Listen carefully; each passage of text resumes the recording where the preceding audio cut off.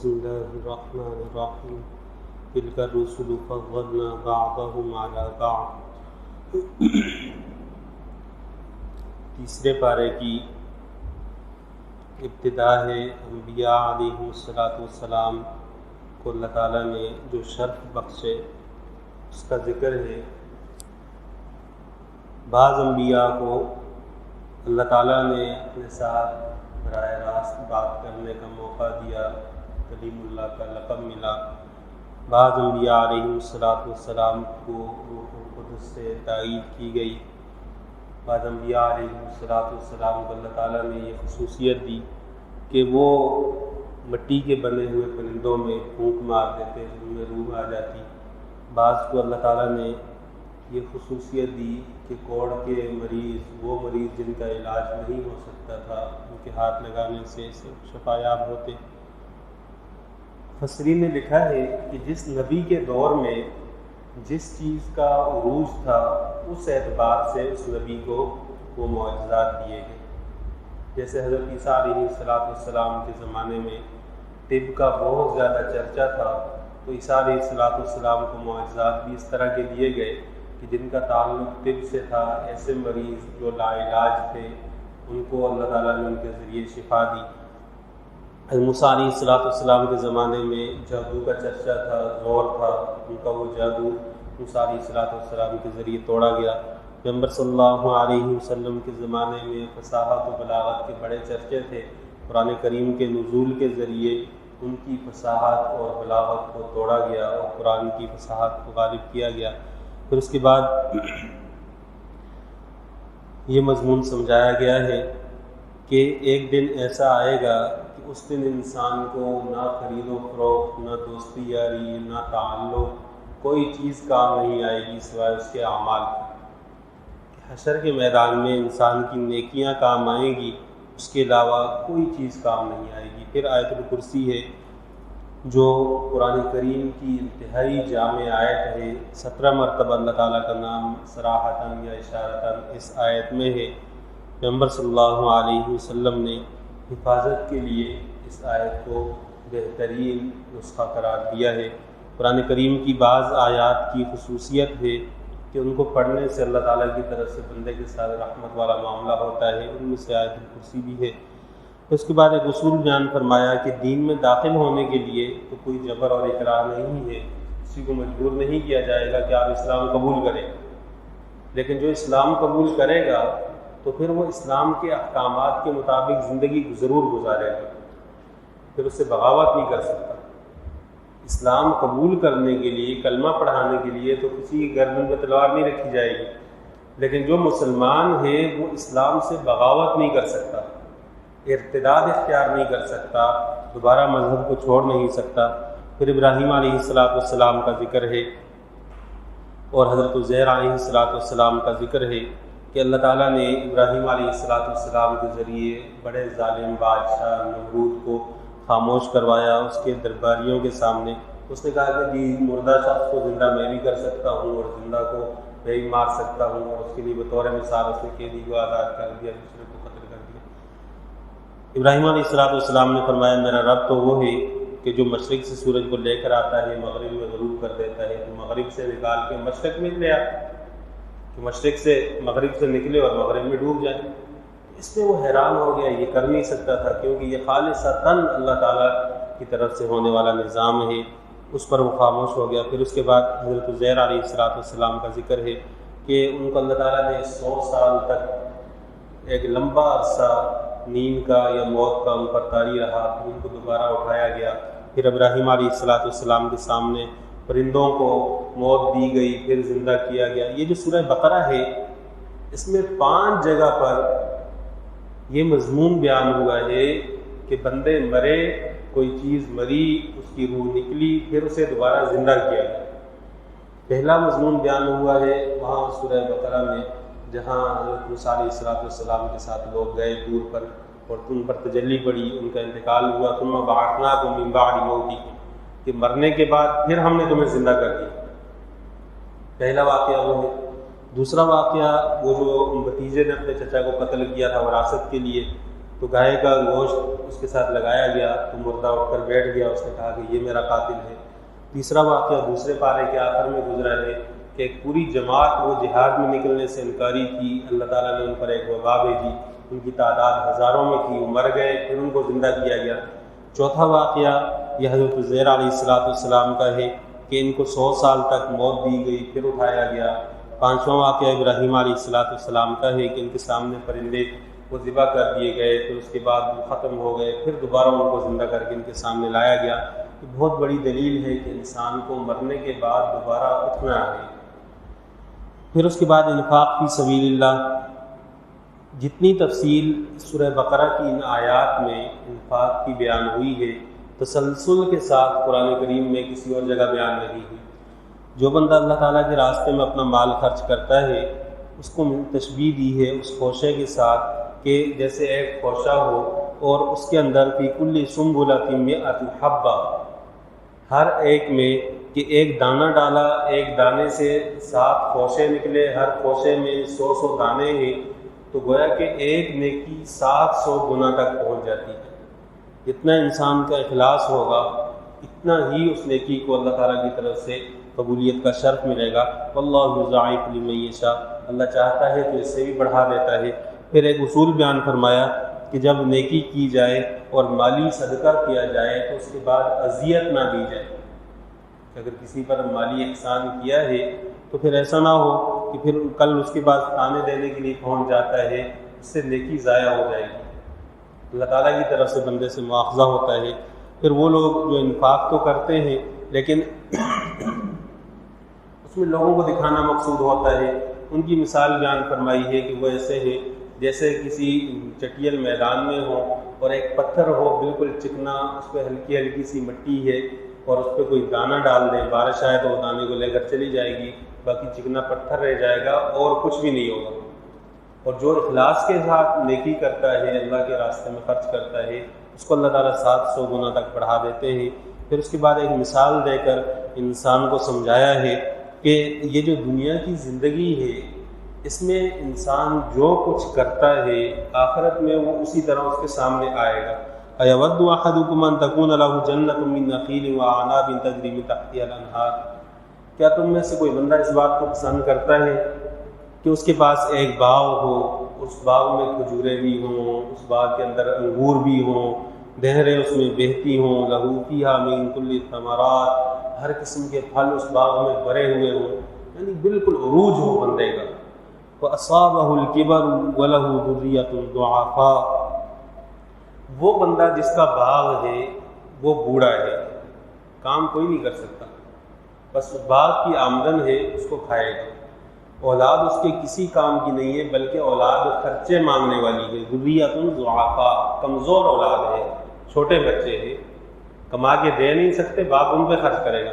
فَأَصَابَهَا إِعْصَارٌ فِيهِ نَارٌ فَاحْتَرَقَتْ، اگر ایسا ہو جائے کہ اچانک کوئی طوفان آئے اور اس پر کوئی مصیبت آئے، آگ آئے اور آ کر اس باغ کو جلا دے، تو جس آدمی کا پورا باغ جل جائے، اولاد چھوٹی چھوٹی ہو، تو اس پر کیا گزرے گی، اس کی کیا کیفیت ہوگی؟ دنیا کی زندگی میں اللہ نے جب انسان کو مال دیا ہے، یہ اصل میں اس کے آخرت کے باغ کی تیاری ہے۔ اگر آخرت کے باغ کو تیار کر لے گا تو وہ اس وقت اس کو کام دے گا جب یہ کسی کام کا نہیں ہوگا، اس کی اولاد اس کے کام نہیں آئے گی، کوئی اس کے کام نہیں آئے گا، کوئی سفارش اس کے کام نہیں آئے گی، اس کی نیکی اس کے سامنے پیش کر دی جائے گی۔ پھر اس کے بعد فرمایا کہ اللہ کے راستے میں جو مال خرچ کرتے ہو وہ پاکیزہ اور حلال مال ہو، ایسی چیز اللہ کے راستے میں مت دو کہ اگر تمہیں کوئی دے تو تم اپنے لیے پسند نہیں کرتے ہو۔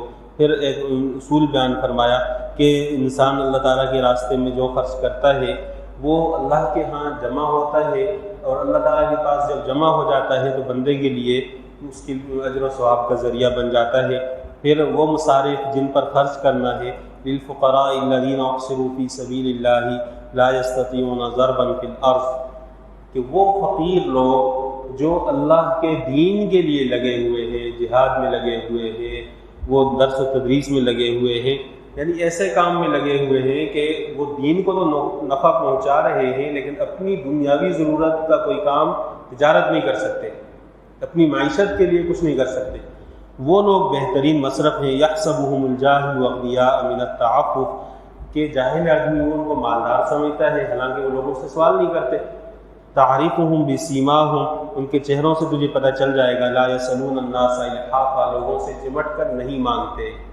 مجاہدین لوگوں سے چمٹ کر سوال نہیں کرتے، اللہ کے راستے میں چلنے والے لوگ وہ لوگوں سے سوال نہیں کرتے۔ لوگوں کی ذمہ داری ہے کہ ان کو اپنے مصارف بنائیں اور ان پر خرچ کریں۔ اس کے بعد جہاد کے مضمون کو بیان کرنے کے بعد فرمایا کہ یہ جو سود کا معاملہ ہے اس میں اللہ تعالیٰ کی طرف سے نظام یہ ہے کہ اللہ چاہتا ہے صدقات کا سلسلہ مسلمانوں میں عروج پائے اور سود کا نظام ختم ہو، اس کو اللہ ختم کرنا چاہتا ہے۔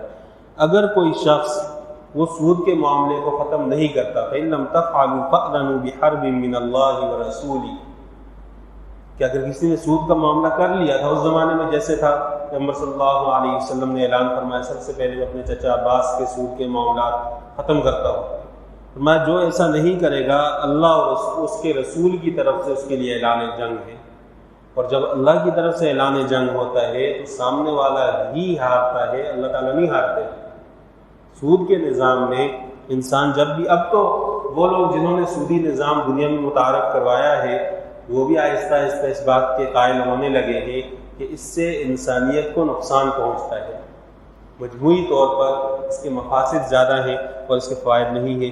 پھر ایک عام ضابطہ بیان فرمایا کہ جب لین دین ہو، چاہے وہ خرید و فروخت ہو، چاہے وہ قرض کا معاملہ ہو، چاہے وہ رہن کا معاملہ ہو، اس کو تحریری طور پر لکھ لیا جائے۔ یہ بہت پختہ اور تاکیدی حکم ہے قرآن کا۔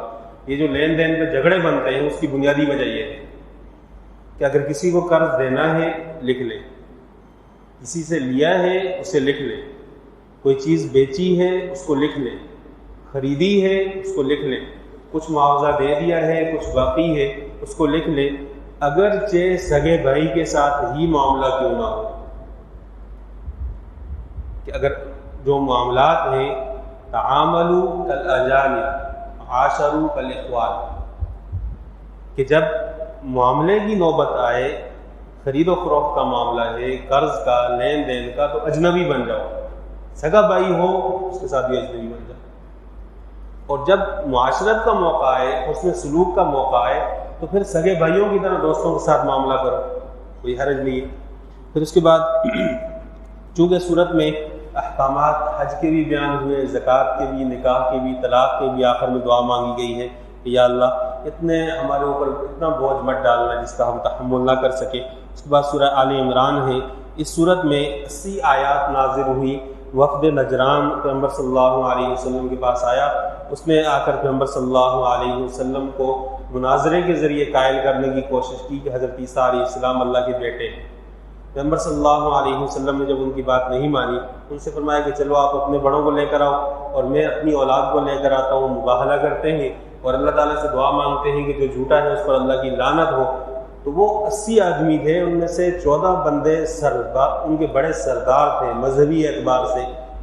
انہوں نے جب دیکھا تو اپنی قوم کو سمجھایا کہ یہ جو نبی کہہ رہا ہے بات اس کی سچی ہے، چلیں لفظوں کی حد تک تو ہم لڑ سکتے ہیں اس کے ساتھ، لیکن اگر اس نے اللہ کے سامنے یہ دعا مانگی کہ یا اللہ جو سچا ہے اس کو بچا لے اور جو جھوٹا ہے اس کو تباہ کر دے، تو جھوٹے تو ہم ہیں، تباہ تو ہم ہوں گے، تو اس کے ساتھ مباہلہ مت کرو، اس کو بولو ہم جزیہ دے دیں گے۔ پھر انہوں نے جزیہ تسلیم کیا اور اس کے بعد وہ واپس چلے گئے۔ اس صورت میں 3 بڑے واقعات ہیں جن کا قرآن کریم نے ذکر کیا ہے۔ پہلا واقعہ ہے حضرت مریم کی ولادت، ان کے جو والد تھے حضرت عمران اور والدہ حنا بنت فاقوس جن کا مفسرین نے نام لکھا ہے، انہوں نے منت مانی کہ اللہ ہمیں بیٹا دے تو ہم اس کو بیت المقدس کی خدمت کے لیے وقف کریں گے۔ جب منت مان لی، اس زمانے میں بیٹے کو تو وقف کیا جاتا تھا، بیٹی کو نہیں کیا جاتا تھا، تو ان کے ہاں بیٹی کی ولادت ہوئی، تو ان کی والدہ نے کہا یا اللہ یہ تو بیٹی پیدا ہوئی ہے، اب اس کو کیسے وقف کریں گے؟ حضرت زکریا علیہ السلام جو نبی تھے ان کی کفالت میں ان کی بیٹی دے دی گئی۔ انہوں نے جب دیکھا کہ ان کے پاس بے موسم کے پھل آتے ہیں انہوں نے کہا انا لکی ھذا، یہ کہاں سے آتے ہیں، موسم تو اس پھل کا نہیں ہے۔ تو قالت ھو من عند اللہ، انہوں نے کہا کہ یہ اللہ کی طرف سے آتے ہیں۔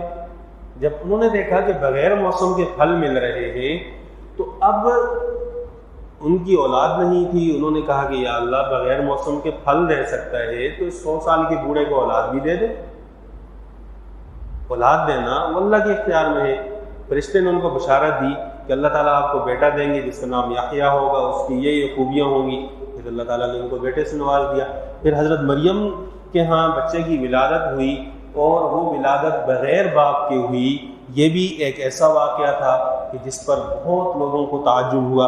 یہود نے اس کا غلط مطلب دیا اور عیسائیوں نے اس کو اللہ کا بیٹا ماننا شروع کر دیا۔ قرآن کریم نے اس کی نفی کی ہے کہ حضرت عیسیٰ علیہ السلام اللہ کے بیٹے نہیں ہیں۔ عیسائیوں کے 3 گروہ ہیں اور ان تینوں کا ذکر آگے سورہ مائدہ میں تفصیل سے آ جائے گا۔ اللہ تعالیٰ نے تینوں کی نفی کی ہے کہ ان اللہ ثالث ثلاثہ، جو کہتے ہیں کہ 3 میں سے تیسرا اللہ ہے، جو مجموعے کو مانتے ہیں، اور جو ابن اللہ کہتے ہیں، یہ تینوں کی تینوں غلط گروہ ہیں، ان کی نفی کی۔ پھر پیغمبر صلی اللہ علیہ وسلم نے ایک عام دعوت اہل کتاب کو دی کہ آئیں، آ کر اس کلمے پر جمع ہو جائیں کہ جو انبیاء کا مشترکہ کلمہ ہے کہ اللہ کے علاوہ کسی کی عبادت ہم نہیں کرتے، اور یہ اتحاد کا بہت بڑا ذریعہ ہے۔ پھر آخر میں پارے کے فرمایا کہ جو بندہ دین اسلام کو چھوڑ کر کسی اور دین کو قبول کرے، اللہ کے ہاں اس کی کوئی قبولیت نہیں ہے۔ یہ اصول یاد رکھیں کہ پیغمبر صلی اللہ علیہ وسلم کے نبی بن کر آنے کے بعد دنیا میں کوئی دین بھی اللہ کے ہاں اسلام کے علاوہ مقبول نہیں ہے۔